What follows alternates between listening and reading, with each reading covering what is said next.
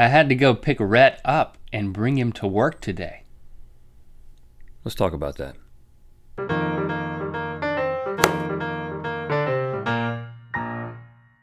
Good morning, Chia Lincoln. Good morning. It is 1-1-1-1-1. Well, it's actually 011111. So. But that's not as catchy as 1-1-1-1-1 or 1-1-1-1-1. But November 11th. That'll be 1-1-1-1-1-1. 11 in the morning or 11. There's going to be 2 times when it will bona fide, full-blown be nothing but once. And that has never happened before in the history of the world, ladies and gentlemen. Good morning. It is almost nothing but once, and it's crazy around here. It's an ice storm. Everything has screeched to a halt. Yeah, we were the only people on the road today, and well, I thought I was going to be on the road. I was like, you know what? I live just a couple of minutes from the studio. I'm going over there. I'm going to use my 2-wheel drive Scion to get over here, and which is not really a all-terrain vehicle, if you know what I mean. Well, it's a black refrigerator. Yeah. And it felt like one this morning, I guess. Well, I went outside, and the first thing that happened was I just looked out, and I was like, oh, it's not that bad, and I started walking off of my front steps, or the stoop, as we call it around here, and I nearly died. The entire stoop was covered in ice. You fell? A half-inch thick. You hit your head?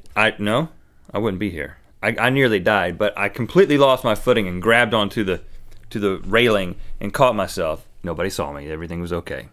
And then I walked down to my car, and there was a half-inch of ice all over my car.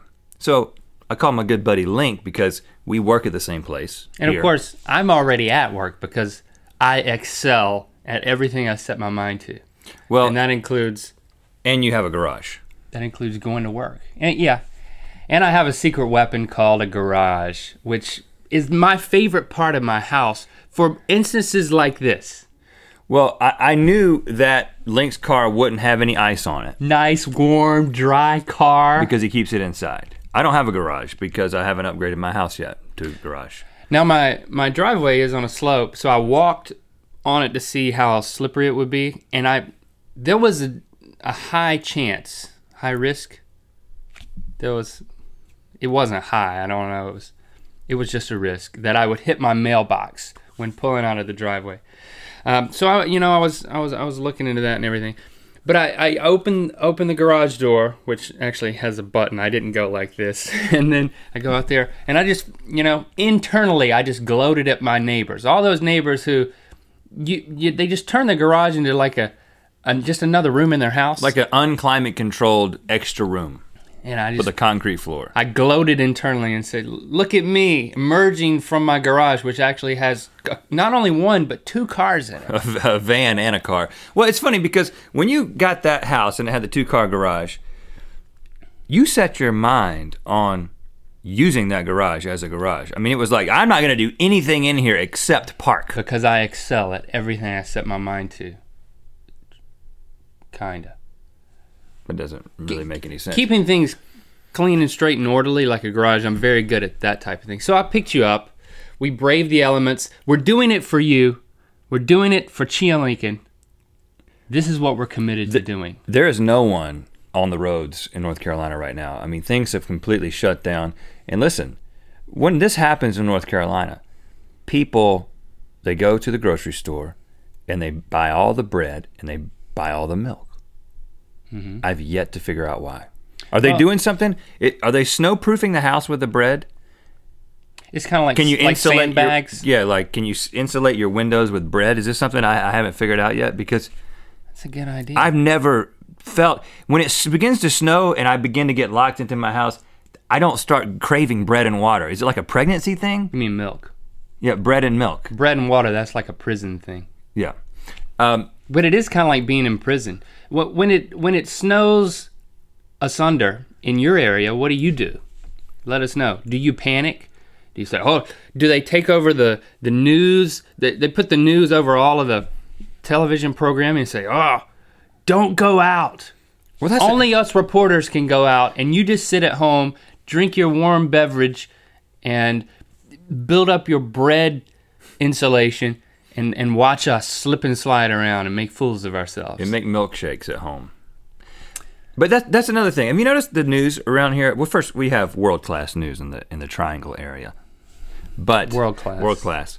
But they're obsessed with weather. There's like, I'm obsessed with it too. They kind of train it into you. Well, in this area, it's like, who's the best weatherman? Who has the best weather technology? I don't know if it's like that in your area, but I looked at the microphone to talk to you as if you're inside that, but you're actually in the camera. I don't know how it is in your area.